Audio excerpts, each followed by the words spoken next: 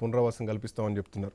But ఓవరాల్గా 1,50,000 కోట్ల చుట్టే బీఆర్ఎస్ పార్టీ కానీ భారతీయ జనతా పార్టీ కానీ చేస్తున్నటువంటి ఆరోపణ. ఇప్పుడు డిపిఆర్ రాలేదు, 1,50,000 కోట్లు ఎక్కడ ఖర్చు పెడుతున్నారు? ఏమైనా కేంద్ర ప్రభుత్వం ఏమైనా ఇచ్చిందా మూసి ప్రక్షాళన కోసం? ఏమన్నా అదే కాకుండా సబర్మతి రివర్కు మీరు ప్రక్షాళన చేసుకుంటారు, ఏమి ఇచ్చిరా మీరు? 59,000 కోట్ల రూపాయలు బీహార్కి ఇచ్చిరు. అరే మధ్యలో రాకాయ సారు ఇదే వచ్చింది మినిమం. ఆపో దయచేసి రాకు, అనవసరం ఎందుకు వస్తా నాకు అర్థం కాకడతా. మీరు మాట్లాడుతుంది రాలే, ఎందుకు వస్తున్నాను? మినిమం సెన్స్ ఉండాలి కనీసం. ఆగో మాట్లాడు, మినిమం లేకుండా ఏంది ఇది? పిచ్చి మాట మాట్లాడతావు. తెలివి ఒక్కరికే ఉన్నట్టు నాకు అర్థం కాక. నా టైంలో నువ్వేవరా నాకు అర్థం కాకడతా. రవికుమార్ గారు మధ్యలోకి వస్తారు నాకు అర్థం కాక. విన్నారు ఎట్లా వస్తా నాకు అర్థం కాకడతా. మినిమం కనీసం కామన్ సెన్స్ ఉండాలి కదా. చెప్తుండటానికి ఇట్లాంటి వాళ్ళు చెప్పాలి. అదే తెలివి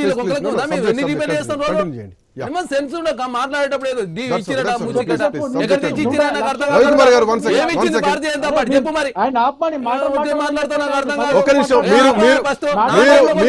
మీరు లేవనెత్తిన అంశాలకే రవికుమార్ గారు మీరు లేవనెత్తిన అంశాలకే కాంగ్రెస్ పార్టీ సమాధానం చెప్తోంది. కాదన్నా, భారతీయ జనతా పార్టీ తెలంగాణకు తీవ్ర అన్యాయం చేసింది. అంతా ఇంత కాదు. మీరు గుజరాత్ నుంచి 7 రూపాయలు తీసుకుపోతూ గుజరాత్కి ఇచ్చి ₹1 ఇస్తూ గుజరాత్ ₹1 ఇస్తే కేంద్రం 7 రూపాయలు ఇచ్చింది. తెలంగాణ నుంచి మీరు రూపాయి తీసుకుపోతే తెలంగాణకి ఇచ్చింది మీ 42 పైసలే. మా పైసలే 45 పైసలు మీ దగ్గర ఉన్నాయి. మీరు బీహార్కి ఇచ్చినట్టు 59,000 కోట్ల రూపాయలు తెలంగాణకి ఇవ్వలేదు. ఆంధ్ర రాష్ట్రానికి ఇచ్చిన 1,00,000 కోట్లు ఇవ్వలే. మీ తెలంగాణ రాష్ట్రంలో మీకు మాట్లాడే నైతిక అర్హత ఫస్ట్ లేదు. మీకు ఎందుకు ఉంటుంది? మీకు తెలంగాణకి ఏం చేసినట్టు ఉంటుంది? మీరు తెలంగాణ నుంచి 8 మంది ఎమ్మెల్యేలు 8 మంది ఎంపీ గెలిపిస్తే తెలంగాణ గుండు 0, 2 కేంద్ర మంత్రులు ఉన్నా కూడా తెలంగాణ ప్రయోజనం లేదు. మీ వల్ల ప్రయోజనం ఎవరికి మరి? అంటే మీరు ఓట్లు వేయించుకోవడానికి తెలంగాణ ప్రజలు ఉన్నారా? అంటే తెలంగాణ ప్రజలు అంత పిచ్చోలు అనుకుంటారా? మీరు అసలు మీరు మూసికాడికి పోవాల్సిన అవసరం లేదు. మూసి విషయంలో కాంగ్రెస్ పార్టీకి ఏం చేయాలో చాలా స్పష్టత ఉంది. 2013 ల్యాండ్ అక్విజిషన్ యాక్ట్ మేమే తీసుకొచ్చినాం. ఇక్కడ ఆల్రెడీ ప్రభుత్వం చాలా స్పష్టంగా ప్రకటించింది. బఫర్ జోన్ లో ఉన్నటువంటి నిర్మాణాల విషయంలో డబుల్ కంపెన్సేషన్ ఇవ్వాలని చెప్పి ప్రభుత్వం భావించింది. ఆ దిశగానే ఆల్రెడీ అక్కడ ఉన్నటువంటి ప్రజలతో మాట్లాడుతూ ఉన్నారు. అదే కాకుండా ఇక్కడ కాలుష్య నదులలో అత్యంత కాలుష్యం అనేది ప్రపంచంలోనే 22వ స్థానంలో ఉంది. ఇక్కడ 44 రకాల క్యాన్సర్లు వస్తాయని చెప్పేసి అక్కడ ఉన్నటువంటి ప్రజలంతా కూడా బాధపడుతూ ఉన్నారు. అక్కడ కనీసము ప్రెగ్నెన్సీ వస్తే ప్రెగ్నెన్సీ ఉండని పరిస్థితి, అక్కడ కళ్ళు గీస్తే కళ్ళు తాగని పరిస్థితి, లాస్ట్ కుండలు కూడా బయట ప్లేస్ నుంచి కుండలు తీసుకొచ్చి కుండలు అమ్ముకునే పరిస్థితి వస్తే మీరు ఆ పరిస్థితి అర్థం చేసుకోకుండా ఏమన్నట్టు 1,50,000 కోట్లు ఎక్కడ వచ్చినాయి? 1,50,000 కోట్లు ఎవరికి ఇచ్చారు మీరు? అదే కాకుండా 2017లో ఏం మాట్లాడలేదు బీఆర్ఎస్ పార్టీ అయినా భారతీయ జనతా పార్టీ. మీరు తెలంగాణ తీవ్ర అన్యాయం చేసి భారతీయ జనతా పార్టీ తెలంగాణ రాష్ట్రంలో వాళ్ళు ఫస్ట్ కేంద్రం నుంచి మీరు ఏం తెచ్చారో చెప్పి మాట్లాడిన తర్వాత మాట్లాడాలి వాళ్ళు. మీరు తెలంగాణ గుండు 0 చూపించే మీరేదో తెలంగాణకి ఏదో న్యాయం ఏంటో మాది మా 45 పైసలు ఎప్పిస్తారు చెప్పి మీరు మా 42 పైసలు మా 45 పైసలు మీకానే ఉన్నాయి. మీరు గుజరాత్కి ఇచ్చినట్టు 7 రూపాయలు ఇవ్వాలా? లేదు ఉత్తరప్రదేశ్కి ఇచ్చిన 6 రూపాయలు, మహారాష్ట్రకి 5 రూపాయలు ఇచ్చారు, తెలంగాణకు 42 పైసలే మీరు ఇచ్చి ఇక తెలంగాణ మేము ఉద్ధరిస్తున్నాం. ఇద్దరు కేంద్ర మంత్రులు ఏమిటి? మీరు కేంద్ర మంత్రులు ఏమన్నా కేంద్ర మంత్రులు ఉండి ఓట్లు వేయించుకుంటానికైనా భారతీయ జనతా పార్టీ ఉంది? ఇంకొచ్చి మూసి విషయంలో అడ్డు వస్తారు. హైడ్రా విషయంలో ఏమనంటే మూసి విషయంలో ఎప్పుడు అసోయిదులు గారు వేసి కూరుస్తారు, లేకపోతే ఇంకోళ్ళు ముస్లింల మీద పోతారు. అరే మీరు ఏమన్నా ఉంటే ఒక పద్ధతి పాటు ఉంటుంది. భారతీయ జనతా పార్టీ ఎంతసేపు కులగన్నని చేస్తాట, బీసీలకు నష్టం జరుగుతుందట. అదే కాకుండా మరి జార్ఖండ్ పోయేమో అమిత్ షా గారు 50% సీలింగ్ ఎత్తేస్తని చెప్పేసి జార్ఖండ్ లో వారు మాట్లాడతారు. నరేంద్ర మోడీ గారు ఏమో 50% సీలింగ్ ఎత్తేసే ప్రసక్తే లేదు, జాతి అంతా ఐక్యంగా ఉండాలని చెప్పి వారు మాట్లాడతారు. బీహార్ లో ఉన్నటువంటి భారతీయ జనతా పార్టీ లోకల్ నాయకులేమో సమగ్ర కుటుంబ సర్వే కులగన మేము అనుకూలం వారు చెప్తారు. ఆర్ఎస్ఎస్ ఏంది ఇది భారతీయ జనతా పార్టీ? ఇందాక రవికుమార్ గారు అన్న పాయింట్ లోంచి డిపిఆర్కే 18 నెలల సమయం పడితే ఈ ప్రాజెక్టు ముందుకు గదిలేదు. ఎప్పుడు గతంలో డిపిఆర్ ఆల్రెడీ ఉంది, దానికి మించి మీరు ఇంకేం చేస్తారు? ఆ డిపిఆర్ లో ఏముంది? మీరు తీసుకొచ్చేటువంటి కొత్త డిపిఆర్ ఎట్లా ఉండబోతోంది? దీనికే 18 నెలల సమయం పడితే ఇంకా సగం ప్రభుత్వం అయిపోయే పరిస్థితే కదా. ఇప్పుడు సగం ప్రభుత్వం అయిపోయినా ఇంకా 3 సంవత్సరాల కాలం అయితే మాకుంది కదా. మీకు వచ్చిన నష్టం ఏందని అడుగుతున్నా. మేము డిపిఆర్ అంటే డీటెయిల్ ప్రాజెక్ట్ రిపోర్ట్ లేకుండా మీరు కాళేశ్వరానికి పైసలు శాంక్షన్ చేసినట్ట కేంద్ర ప్రభుత్వం అనుమతిలే 1,02,000 కోట్ల రూపాయలు డిపిఆర్ ఉంది ఇప్పటివరకు కాళేశ్వరానికి. మీరు తెలంగాణ రాష్ట్రంలో కట్టిన ప్రాజెక్టు సీతారామన్ ప్రాజెక్టుకి డిపిఆర్ ఉందా? లేకపోతే పాలమూరు రంగారెడ్డికి డిపిఆర్ ఉందా? మీరు దేని డిపిఆర్ ఉందని చెప్పి కేంద్రం ఎట్లా శాంక్షన్ చేసింది? ఎక్కడ డిపిఆర్లు ఉన్నాయి? మేము డిపిఆర్ దీని విషయంలో 141 మధ్యలో ఎందుకు వస్తాడు? మినిమం ఏమన్నా మీరు ఎవరు నాకు అర్థం కాదు. నా టైం కిల్ చేస్తాను మీరెవరా నాకు అర్థం కాదు. మాట్లాడుకో మరి వస్తాను ఏ, రవి- మధ్యలో ఎందుకు మినిమం రవికుమార్ గారు, one second, one second. కొత్త పిల్లగాడు చేసినట్టు ఊరుకొస్తాను మధ్యలో మీ ప్రశ్ననే నేను అడిగా. కాదండి నేను మాట్లాడు దయచేసి ఎవరైనా ఎవరి టైంలో వాళ్ళు మాట్లాడుకో అనవసరంగా వేరే వాళ్ళ టైం డిస్టర్బ్ subject చేయొద్దు. లో రండి. నేను ఇక్కడ మాట్లాడేది ఏంటి డిపిఆర్ లో వచ్చిన తర్వాత కూడా మాకు ఇంకా టైం ఉంటది ఖచ్చితంగా 52 కిలోమీటర్లు పునర్జీవింప చేసే దానిలో కాంగ్రెస్ ప్రభుత్వం ఇక్కడ వీళ్ళకి వచ్చిన బాధ అంతా ఒకటే ఈ మూసీ గాక పునర్జీవింప చేసినట్లయితే 41 నియోజకవర్గాల్లో BRS party Bharatiya Janata party డిపాజిట్లు రావు కాబట్టి దాన్ని ప్రాథమిక దశలోనే అడ్డుకోవాలని చెప్పేసి కుట్ర కోణంలో మాత్రమే దీన్ని అడ్డుకునే ప్రయత్నం వారు చేస్తా ఉన్నారు. మాకు చిత్తశుద్ధి ఉంది కాబట్టి మేము అక్కడ నుండి మూసీ బాధితులతో మాట్లాడే ప్రయత్నం ఆల్రెడీ చాలా సార్లు మా మంత్రులు మాట్లాడారు. అదే కాకుండా మలక్పేటలో 143 కుటుంబాలు ఉంటే 141 కుటుంబాలు ఆల్రెడీ ఖాళీ చేసి వెళ్ళిపోయారు. వాళ్ళు పోయేటప్పుడు కూడా 25,000 రూపాయలు ఇస్తూ 2 లక్షల వరకు మహిళా సంఘాల రుణాలు ఇస్తే అందులో 1,20,000 రూపాయలు మాఫీ చేస్తూ డబుల్ బెడ్రూమ్ ఇచ్చిరని చెప్పేసి ప్రశాంతంగా గర్భంలో ఉన్న వాళ్ళు ఉన్నటువంటి గృహాలు 11,000 ఉన్నాయి. అదే కాకుండా 28,000 గృహాలు నేను చెప్పి ఆనాడే కేసీఆర్ గారు ప్రకటించారు. 2017లో బీఆర్ఎస్ పార్టీ 17వ నెంబర్ జీవో ఇచ్చింది వాళ్ళే. తర్వాత వాళ్ళు ఇంప్లిమెంట్ చేయలే. తెలంగాణ రాష్ట్రంలో కాంగ్రెస్ ప్రభుత్వం మేము మేనిఫెస్టోలో పెట్టకున్నప్పటికీ కూడా ఖచ్చితంగా పునర్జీవింప చేసినట్లయితే ఖచ్చితంగా హైదరాబాద్ పరిస్థితి వేరుగా ఉంటుంది, ప్రపంచ నగరాలతో పోటీ పడాలని చెప్పేసి కాంగ్రెస్ ప్రభుత్వం భావించి హైదరాబాద్ పునర్జీవింపే కార్యక్రమం. ఎందుకంటే మద్రాసు కావచ్చు, బెంగళూరు కావచ్చు, బాంబేకి వచ్చిన పరిస్థితి హైదరాబాద్కి వచ్చినట్లయితే హైదరాబాద్ మనగడే ప్రశ్నార్థకం అవుతుంది. తెలంగాణకు హైదరాబాద్ అనేది గుండెకాయ లాంటిది కాబట్టి పునర్జీవింప చేయాలా. అదే కాకుండా హైడ్రాను తీసుకురావడం జరిగింది తెలంగాణ రాష్ట్రంలో. అదే కాకుండా 4th సిటీని కూడా తెలంగాణ రాష్ట్రంలో ఏర్పాటు చేస్తా ఉన్నారు. అదే కాకుండా తెలంగాణ కాంగ్రెస్ ప్రభుత్వం వచ్చిన తర్వాత ఈ 10 నెలల కాలంలో రాష్ట్రంలో ఏ రాష్ట్రంలో చేయని విధంగా తెలంగాణ రాష్ట్రంలో కాంగ్రెస్ ప్రభుత్వం వచ్చిన తర్వాత ఇచ్చిన గ్యారెంటీలు అమలు చేస్తూ ముందుకు పోతా ఉన్నారు. ప్రతిదాన్ని అడ్డుకునే ప్రయత్నం BRS party Bharatiya Janata party చేస్తున్నాయి తప్ప ప్రతిదాన్ని మీరు దేనిని తీసుకోండి, సమగ్ర కుటుంబ సర్వే తీసుకుంటారా, మూసి తీసుకుంటారా, హైడ్రా తీసుకుంటారా, లేకపోతే మన రుణమాఫీ తీసుకుంటారా, లేకపోతే వస్తున్న వ్యతిరేకతను బట్టి వాళ్ళు మాట్లాడుతున్నారా, వాళ్ళే కృత్రిమంగా వ్యతిరేకిస్తున్నారు అంటున్నారా? BRS party Bharatiya Janata party రాద్ధాంతం చేసే ప్రయత్నం. మరి తెలంగాణలో వ్యతిరేకత ఉందంటారు కదా, మరి తెలంగాణకు రావాల్సిన ఫండ్స్ విషయంలో తెలంగాణ రాష్ట్రంలో ఆర్థిక సంక్షోభానికి కారణం ఆనాడు బీఆర్ఎస్ పార్టీ, దానికి అనుమతించింది భారతీయ జనతా పార్టీ. దాదాపు ఇద్దరు కలిసి 9 సంవత్సరాల కాలం పాటు అన్ని బిల్లులకు మద్దతు ఇచ్చుకురు. తెలంగాణ రాష్ట్రంలో డిపిఆర్ లేనటువంటి ప్రాజెక్టులకు మరి ఎట్లా మీరు ఫైనాన్షియల్ శాంక్షన్ ఎట్లా ఇచ్చారు? మరి ఇప్పుడు డిపిఆర్ రాలేదు, 18 నెలల పాటు డిపిఆర్కి పడతాయి కదా, మాకు ఇంకా 3.5 నెలలు, ఆ 3.5 సంవత్సరాల టైం ఉంటుంది. 3.5 సంవత్సరాల్లో మేము పునర్జీవింప చేసే కార్యక్రమాన్ని స్పీడ్ గా చేస్తుంది.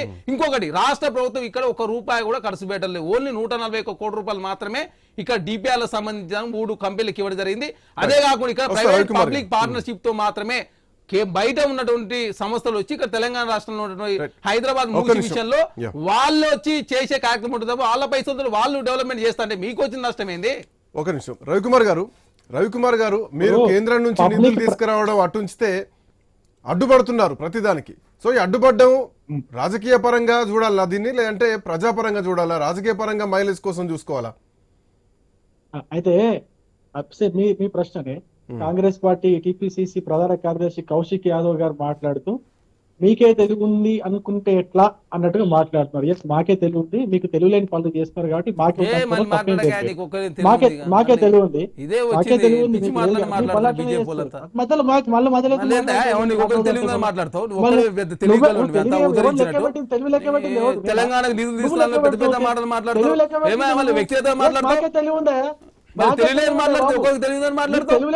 మాట్లాడడం నేర్చుకోవాలి కదా, నాకు అర్థం కాదు. చదువుకున్న మినిమం సెన్స్ లేకుండా ఒకే మాట్లాడతావు, నాకు అర్థం కాదు. ఎవరికి తెలియలేదా?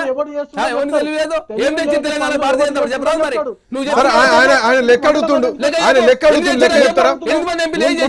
గెలిచిన తర్వాత తెలంగాణకి ఏం తెచ్చారు? చెప్పి బండి సంజయ్ ఏమైందా? బండి రోహింగ్యాలు ఏమైనా ఏరేసారా మీరు? కొట్టిన బట్టబాజీ మాట్లాడు భారతీయ జనతా పార్టీ అలవాటు అయిపోయింది. ఉత్తమ మాట మాట్లాడతారు మరి. ఏమైనా బీసీని ముఖ్యమంత్రి చేసినారా మీరు?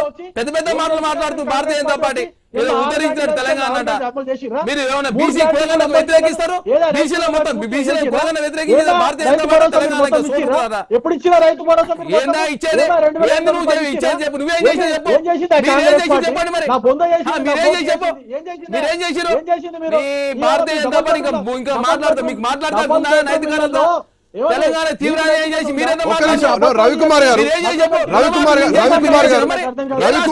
రవికుమార్ గారు మూసీకి అడ్డుపడుతున్నారు, కారణం ఏంటి? ఒకటి, తెలంగాణకు మీరు తెచ్చింది ఏంటి? ఒకటి, మూసీ కోసం మీరు ఫండ్ కేటాయిస్తారా అన్నది ఒకటి.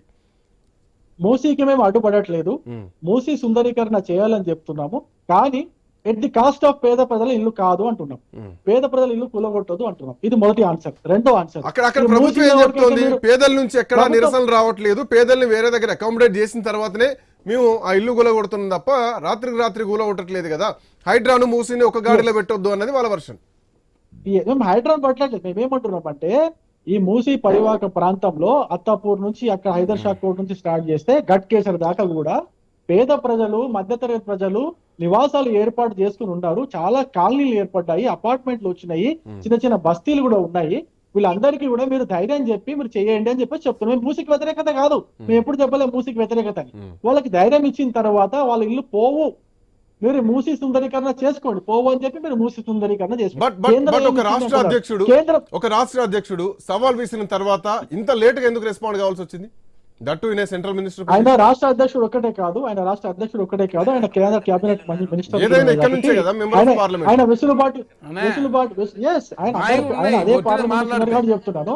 రెండో విషయం, మీరు చరణ్ కౌశిక్ యాదవ్ గారు మంచి ప్రశ్న చేసినారు, ఏంటంటే కేంద్రం నుంచి ఏమి ఇచ్చిందని చెప్పి చేసినారు. ఇప్పుడు ఇదే పేదలని ఇక్కడ నుంచి మీరు డబుల్ బెడ్రూమ్ ఇళ్ళకి తరలిస్తున్నారు కదా, ఆ డబుల్ బెడ్రూమ్ ఇళ్ళకి ఒక్కొక్క డబుల్ బెడ్రూమ్ ఇంటికి 1,50,000 రూపాయలు కేంద్రం ఇచ్చింది. అది యూడిఏ కింద అర్బన్ డెవలప్మెంట్ అథారిటీకి అయితే 1,00,000 రూపాయలు కేంద్రం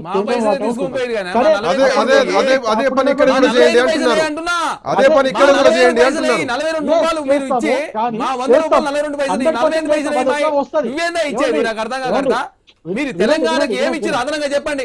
మేము రూపాయి ట్యాక్స్ కడితే మాకు ఇచ్చింది 42 పైసలే, ఇంకా 48 పైసలలో గిట్టానికి ఇచ్చింది మీరు పైసలు తప్ప దేనికి ఇచ్చింది? మీరు తెలంగాణకి ఇవ్వకుండా వెంటనే మాటలు చెప్పేది, పెద్ద పెద్ద మాటలు మాట్లాడినా చెప్పు, తెలంగాణకి ఏమి ఇచ్చిందో చెప్పు. మరి తెలంగాణకి ఏమి ఇచ్చింది భారతీయ జనతా పార్టీ? రూపాయి వదిలేసారి, మా రూపాయి మాకు ఇచ్చేదండి మీరు, మా రూపాయి మాకు ఇచ్చేది మీరు ఇచ్చేదండి. రూపాయి తెలంగాణ నుంచి పోతున్నది 42 పైసలు మాత్రం ఇచ్చింది, ఇంకా 45 పైసలు మాకు రావాలా? మీరేమిస్తారు చెప్పండి? గుజరాత్ కి ఇచ్చినట్టు ఇచ్చిరా, బీహార్ కి ఇచ్చిన ఇస్తారా? మొన్న ఆంధ్ర రాష్ట్ర రైల్వే నిర్మాణానికి ఇచ్చిన 6,000 కోట్ల రూపాయలు. మరి నన్ను మాట్లాడివ్వండి ప్లీజ్, నేనేమంటున్నా, ఇదే డబల్ ఇప్పుడు కూడా అని పెట్టుకున్నాడు అక్కడ, ఆ కొడంగల్ అర్బన్ డెవలప్మెంట్ అథారిటీ, అక్కడ డబుల్ బెడ్రూమ్ ఇల్లు కడతాడు. ఆ కుడాని ఎందుకు పెట్టుకున్నాడు తెలుసా మీకు? అర్బన్ డెవలప్మెంట్ అథారిటీ అని పెట్టుకుంటే ఒక్కో డబుల్ బెడ్రూమ్ ఇల్లుకి 1,00,000 ఇస్తుంది కేంద్ర ప్రభుత్వం. అదే రూరల్ ఏరియా అయితే అంత డబ్బులు ఇయ్యదనమాట. అందుకు కూడా పెట్టుకున్నారు, అర్బన్ డెవలప్మెంట్ ఏరియా అని పెట్టుకుంటారు. అదే విధంగా దానికి ఇప్పుడు వీళ్ళేం పేరు పెట్టుకుంటారు తెలుసా? ఎక్కడ డబుల్ బెడ్రూమ్ ఇల్లు కట్టినా కూడా ఇంధనం ఇల్లు అని పేరు పెట్టుకుంటున్నారు. అంటే పైసలేమో కేంద్రం బీజేపీ గవర్నమెంట్, మరి మీరు ఇంధనం ఇల్లు అని పెట్టుకోవచ్చా?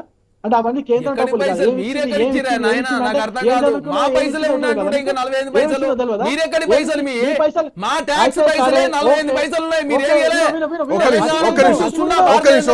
రవికుమార్ గారు 1 సెకండ్.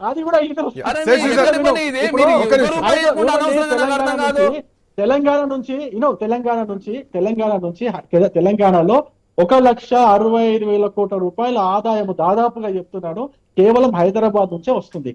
మరి నువ్వు హైదరాబాద్ నుంచి డబ్బులు తీసుకో జిల్లాలలో పెట్టకు. మరి